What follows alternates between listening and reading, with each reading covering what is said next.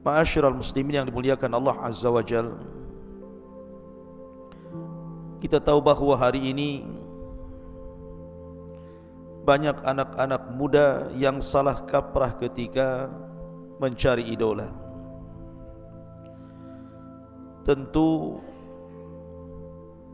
karena budaya barat yang sampai kepada kita selalu menyodorkan tokoh-tokoh yang sebenarnya tidak lebih mulia daripada tokoh-tokoh Islam. Dan anehnya anak-anak muda di zaman sekarang justru lebih mengenal tokoh-tokoh barat. Apakah pemain bola, apakah selebritis, artis ataupun yang sejenis mereka, lebih hafal biografi mereka dibandingkan tokoh dalam Islam. Padahal kemuliaan tokoh dalam Islam seperti yang kita akan kisahkan di malam hari ini, kisah Ali bin Abi Thalib radhiyallahu an, di mana syakhsiyah Ali radhiyallahu an, kepribadian Ali radhiyallahu an sangat dihajatkan oleh anak-anak muda di zaman sekarang. Kalau cerita tentang keberanian, Alilah orangnya. Kalau cerita tentang kekuatan, maka Alilah orangnya. Kalau cerita tentang pengetahuan, kemudian ibadah, akhlak, zuhud, tawadu, wara', dan bagaimana cara menghadapi fitnah, Alilah orangnya. Dan kalau bercerita tentang kecintaan kepada Al-Quranul Karim, jihad dan dakwah, Ali juga orangnya. Dan sifat-sifat itu yang kita hajatkan bagi anak-anak muda di zaman sekarang. Maka malam ini kita akan mengkisahkan siapa tokoh besar yang kita akan kisahkan, Ali bin Abi Thalib radhiyallahu anhu. Ma'asyiral muslimin yang dimuliakan Allah Subhanahu wa taala, Ali adalah seorang laki-laki yang masuk pada sabda Nabi sallallahu alaihi wasallam, sab'atun yudhilluhumullahu fi dhillihi yauma la dhilla illa dhilluh. Ada 7 kelompok yang akan mendapatkan naungan di hari yang tidak ada naungan kecuali naungan Allah. Salah satunya adalah syabun nasha'a fi ibadatillah, anak muda yang tumbuh di atas ibadah kepada Allah Subhanahu wa taala. Alilah orangnya. Seluruh kehidupannya di atas ibadah, di atas jihad, di atas akhlak, di atas ketaatan kepada Allah Subhanahu wa taala. Ketika berusia 10 tahun, maka Ali radhiyallahu an sudah hidup satu rumah bersama Nabi sallallahu alaihi wasallam. Makan bersama Rasul, minum bersama Rasul, jalan bersama Rasul, keluar masuk bersama Rasul, sehingga dia paling hafal bagaimana akhlak Nabi sallallahu alaihi wasallam. Sehingga Ali radhiyallahu an betul-betul menyaksikan bagaimana permulaan dakwah, permulaan nubuwah dan kerasulan Nabi sallallahu alaihi wasallam, dan apa yang dilakukan orang-orang musyrik kepada Nabi sallallahu alaihi wasallam. Karena Ali radhiyallahu an tidak pernah lepas di samping Nabi sallallahu alaihi wasallam sejak zaman jahiliyah ataupun setelah dia masuk Islam. Tidak pernah berlepas bersama Nabi sallallahu alaihi wasallam. Wajar kalau seandainya banyak hadis-hadis Rasul yang menjelaskan tentang keutamaan Ali bin Abi Thalib radhiyallahu anhu.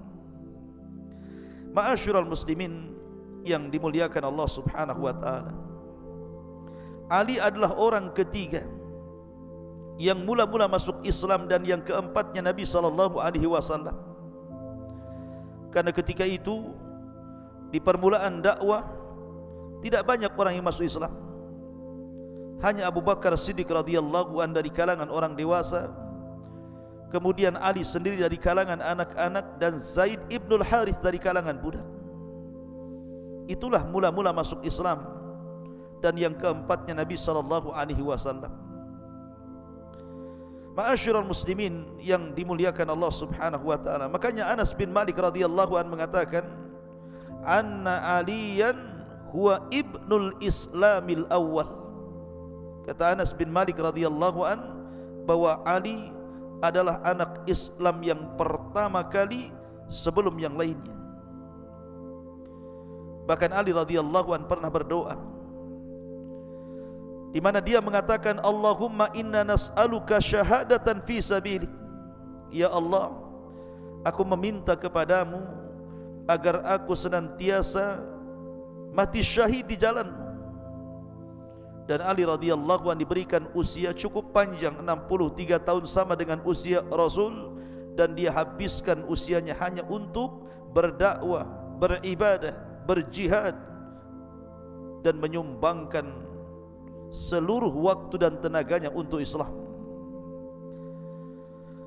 Ali radhiyallahu an adalah orang yang sangat dicintai Allah dan Rasulnya, dan juga mencintai Allah dan Rasulnya.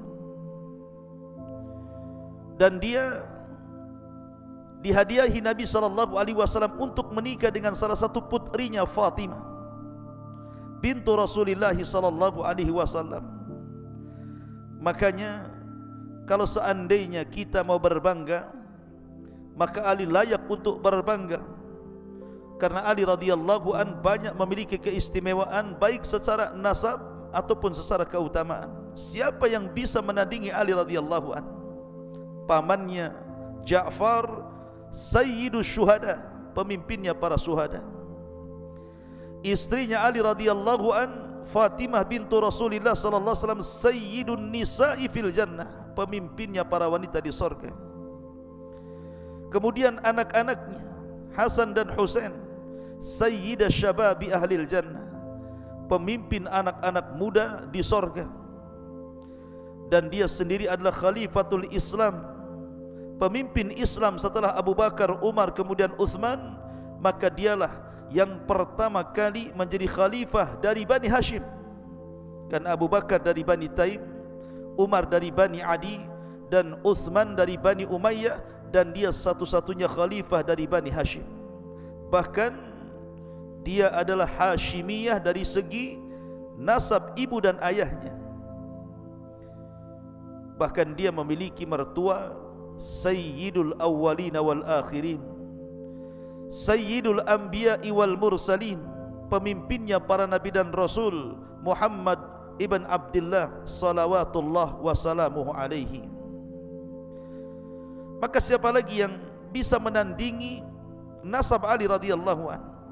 Wajar kalau Ali radhiyallahu an berbangga dengan itu. Ma'asyiral muslimin yang dimuliakan Allah azza wa jalla.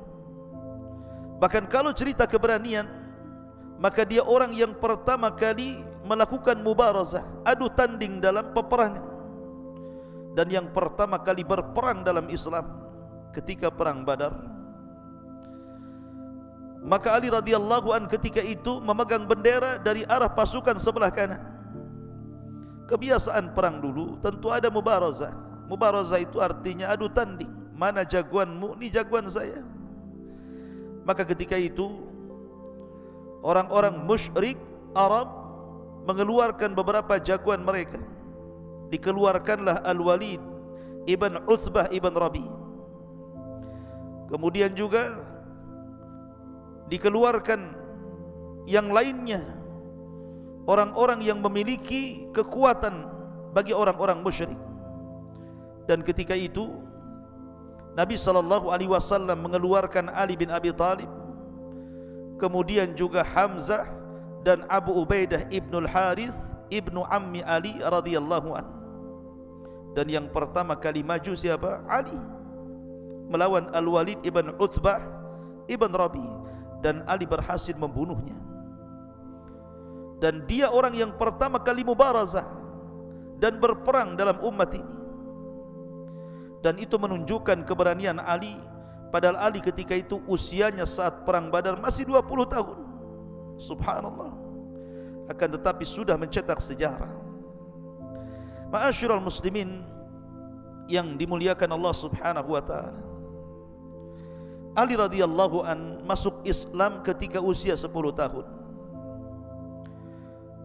ketika dia berada di rumah Nabi sallallahu alaihi wasallam, dia takjub ketika Nabi sallallahu alaihi wasallam sedang salat bersama istri tercintanya Khadijah bintu Khuwailid.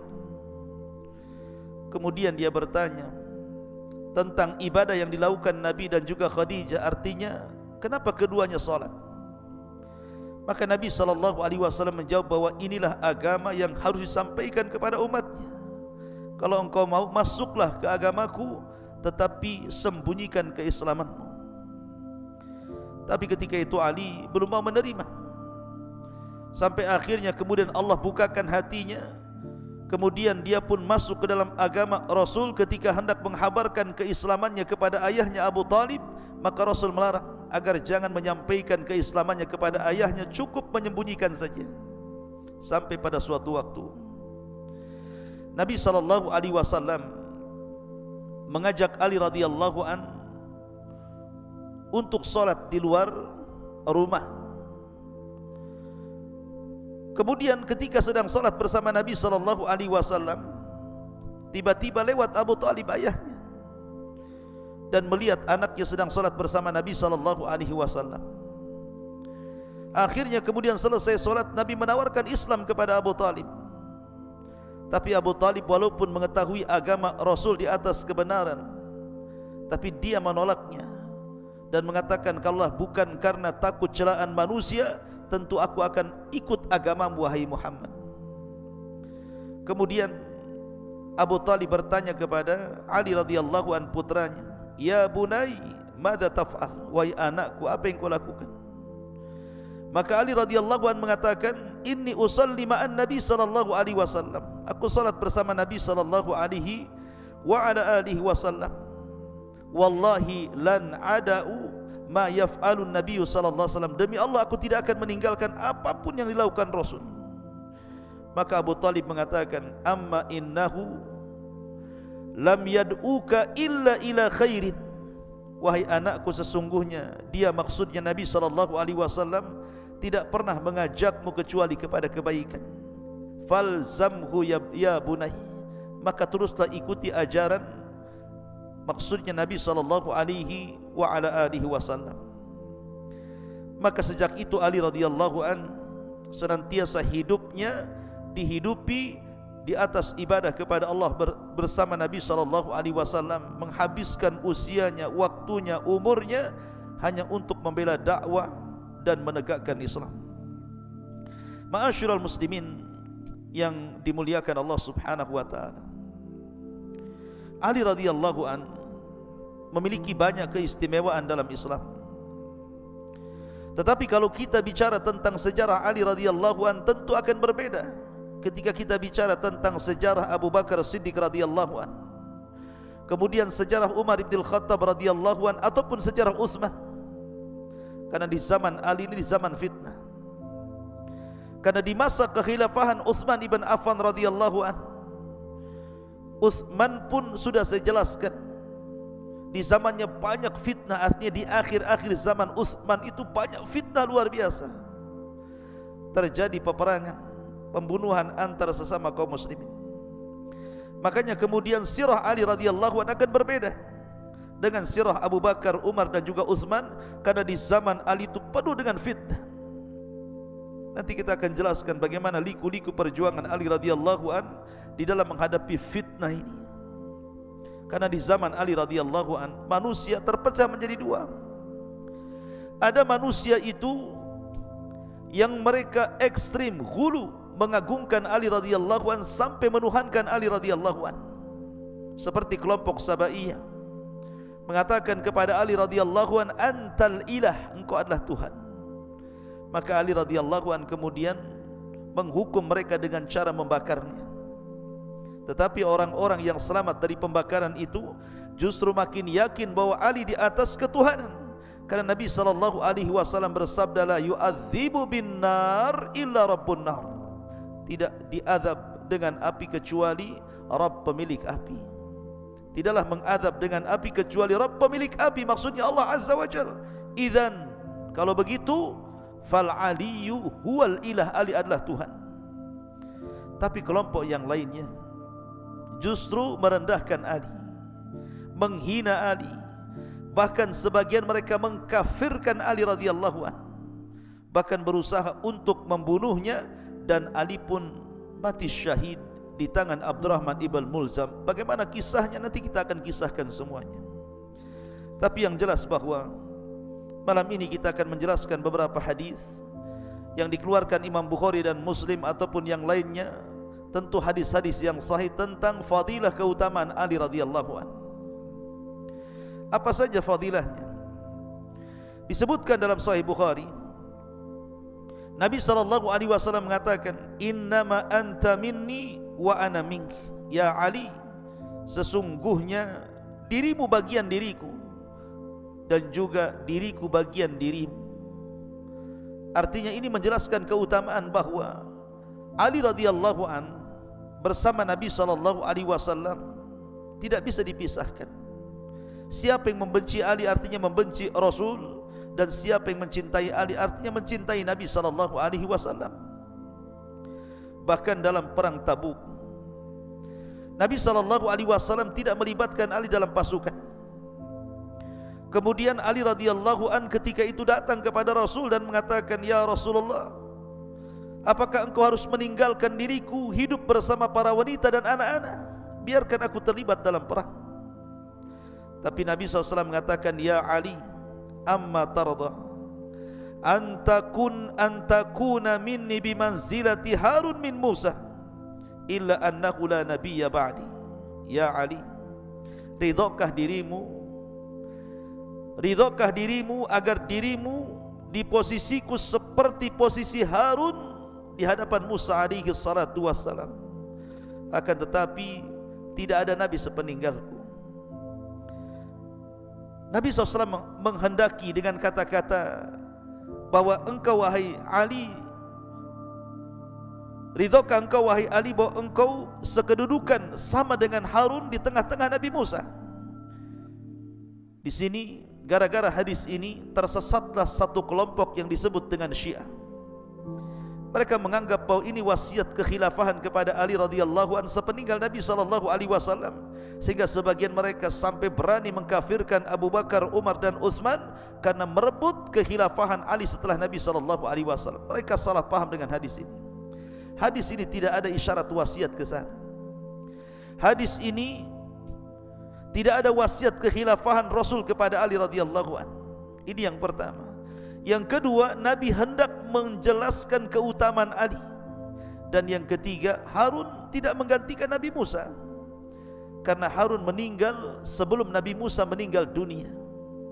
Ada yang mengatakan ahli sejarah 40 tahun setelahnya, walaupun pendapat ini fihi nazar, karena bagaimanapun Arduti, negeri linglung itu 40 tahun, mungkin kurang daripada itu.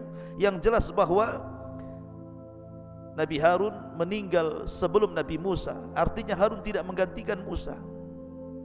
Maka tidak benar, hadis ini tidak ada isyarat ke sana. Karena ulama ahli sunnah wal jamaah sepakat bahwa khalifatul Islam yang pertama Abu Bakar, kemudian yang kedua Umar, kemudian yang ketiga Utsman, baru yang keempat Ali bin Abi Thalib radhiyallahu anhum ajmain. Ma'asyiral muslimin yang dimuliakan Allah Subhanahu wa taala. Kemudian juga hadis yang lainnya, ketika Nabi SAW hendak menggerakkan pasukan ke Khaybar, dan kita tahu Khaybar adalah perang melawan orang-orang Yahudi yang terakhir. Karena Nabi SAW perang melawan orang-orang Yahudi di Madinah itu 4 kali. Pertama melawan Bani Qunaiqah, kemudian melawan Bani Nadir, kemudian melawan Bani Quraidah, yang terakhir melawan orang-orang Yahudi di Khaybar. Dan Khaybar adalah negeri yang sangat kaya dengan kebun kurma terbaiknya, dan itu dikuasai oleh orang-orang Yahudi dan memiliki benteng-benteng yang kokoh, sehingga ketika menyerang Khaybar susah untuk menggempur benteng apalagi merobohkannya. Akan tetapi Nabi SAW mengatakan, la u'tiyanna rayata gadan li rajulin yuhibbullaha wa rasulahu wa yuhibbuhullahu wa rasuluhu. Kata Nabi SAW, sungguh aku akan berikan besok orang yang akan memegang bendera perang kepada seorang laki-laki yang mencintai Allah dan Rasulnya dan dicintai Allah dan Rasulnya, yaftahullahu ala yadaihi, di tangannya kemenangan perang itu. Subhanallah, ketika Nabi SAW bersabda seperti ini, semua para sahabat di malam itu tidak ada yang tidur. Mereka berangan-angan, bercita-cita bahwa mereka lah yang memegang bendera itu, termasuk Umar bin Khattab radhiyallahu an. Makanya dalam hadis Abu Hurairah radhiyallahu an indal Bukhari, ketika esok harinya para sahabat sudah berjubel di tenda Nabi SAW, sampai Umar ingin menampakkan dirinya, ingin ngacung supaya Rasul memilih dirinya. Kata Umar, demi Allah, aku tidak suka untuk menjadi pemimpin kecuali hari itu. Tapi Nabi SAW justru mencari orang yang tidak ada dan tidak hadir di situ. Kata Rasul, Aina Ali? Di mana Ali? Aina Ali? Di mana Ali? Akhirnya kemudian orang menghabarkan bahwa Ali sedang sakit matanya, kena raumat. Tapi Nabi SAW mengatakan, panggil Ali kemari. Kemudian Ali pun kemudian didatangkan ke hadapan Rasul. Kemudian Nabi SAW fabasaka fi ainaihi, Rasul pun kemudian meludahi kedua mata Ali radhiyallahu an. Terjadilah mukjizat Rasul, kedua mata Ali radhiyallahu an sembuh dari penyakitnya dan lebih terang daripada sebelumnya. Kemudian Nabi SAW menasihati Ali radhiyallahu an sebelum berangkat jihad mengarah ke gerbang musuh, agar yang pertama kali mendakwahkan dakwah tauhid, mengajak manusia ke dalam Islam. Kemudian berjalan peran-peran dan tidak perlu menengok ke sana kemari. Maka Ali pun sesuai dengan perintah Rasul bergerak menuju Khaybar dan tidak pernah melihat ke kanan ke kiri. Sampai akhirnya Ali radhiyallahu an berteriak, ya Rasulullah, ala madza uqatilun nas? Ya Rasulullah, ala madza uqatilun nas? Kepada apa aku harus memerangi manusia? Maka Rasul mengatakan, ala an yashhadu an la ilaha illallah wa anna Muhammadar Rasulullah, agar engkau memaksa mereka bersaksi tidak ada sesembahan yang berhak disembah kecuali Allah dan Muhammadlah utusan Allah Subhanahu wa taala. Kalau mereka memang mentaati engkau wahai Ali, maka asamu minna dima'uhum wa amwaluhum wa hisabuhum 'ala Allah. Berarti kalau mereka mau mengucapkan dua kalimat syahadat, maka hati-hati, berarti sudah haram darahnya ditumpahkan, diambil hartanya dan hisabnya diserahkan kepada Allah Azza wa Jalla. Kemudian Rasul mengatakan, ya Ali, la in yahdiyakallahu rajulan wahidan bika khairul laka min humrina. Ya Ali, seandainya Allah berikan hidayah kepadamu, lantaran dirimu ada orang mendapatkan hidayah Allah, itu lebih baik daripada unta merah. Maka Ali pun bergerak, kemudian berhasil melumpuhkan Khaybar. Di tangan Ali lah kemenangan Khaybar jatuh ke tangan kaum muslimin. Di sini dalam peristiwa ini ada mukjizat dua, mukjizat kauliyah dan mukjizat fi'liyah. Adapun mukjizat kauliyah, mukjizat ucapan, karena Rasul mengatakan yaftahullahu ala yadaihi, di tangannya kemenangan perang ini, dan menjadi sebuah kenyataan, di tangan Ali lah kemenangan perang ini. Kemudian yang kedua, mukjizat fi'liyah. Nabi SAW meludahi kedua mata Ali yang sedang sakit, kemudian fabariya ka'allam yakun, kemudian tiba-tiba sembuh seolah-olah tidak pernah sakit. Ma'asyiral muslimin yang dimuliakan Allah Azza wa Jalla. Kemudian juga di antara keutamaan Ali radhiyallahu an, Nabi SAW menyebutnya Ali sebagai Aba Turab, dan itu kunyah yang sangat disukai Ali radhiyallahu an, Abu Turab. Disebutkan dalam sebuah hadis ketika Nabi SAW berkunjung ke rumah putrinya Fatimah, dilihatnya Fatimah sedang bertengkar bersama suaminya. Wajar, dalam rumah tangga itu pasti ada pertengkaran, walaupun keluarga sahabat Nabi SAW. Tapi yang paling penting, bagaimana cara mengelola pertengkaran itu sehingga menjadi sebuah perdamaian. Dan Nabi SAW mertua yang baik. Kemudian dia mencari menantunya Ali radhiyallahu an. Diutusnya para sahabat untuk cari informasi di mana Ali, karena sedang bertengkar dengan Fatimah. Maka dapat informasi bahwa Ali sedang tidur di Masjid Nabawi. Bergegaslah Rasul menuju Masjid Nabawi. Rupanya Ali sedang tidur. Ketika itu kemudian badannya ataupun pakaiannya penuh dengan debu. Karena Masjid Rasul beda dengan masjid hari ini yang ada permadaninya, yang ada sajadahnya. Masjid Rasul berupa tanah, sehingga kalau tidur di Masjid Rasul penuh dengan tanah. Maka Nabi SAW mengatakan, Kum ya Aba Turab, kum ya Aba Turab. Wahai bapak tanah, bangkitlah wahai bapak tanah. Sambil Rasul mengusap-ngusap pundak Ali dan membersihkan tanah ataupun debu yang ada di pakaiannya. Subhanallah. Ketika itu Nabi SAW mengajak Ali untuk mendamaikan Ali bersama putrinya Fatimah. Sesampainya di rumah maka Rasul mendamaikan, bahkan mengatakan kepada Fatimah, ya Fatimah, innahu lamra'ata bimra'atin la tajidu raihata zawjiha. Wahai Fatimah, seorang wanita tidak punya kehormatan jika satu hari tidak mencium bau suaminya. Ali radhiyallahu an sangat senang kalau dipanggil Aba Turab, karena itu adalah laqab yang diberikan Nabi sallallahu alaihi wasallam. Ma'asyiral muslimin yang dimuliakan Allah Subhanahu wa taala.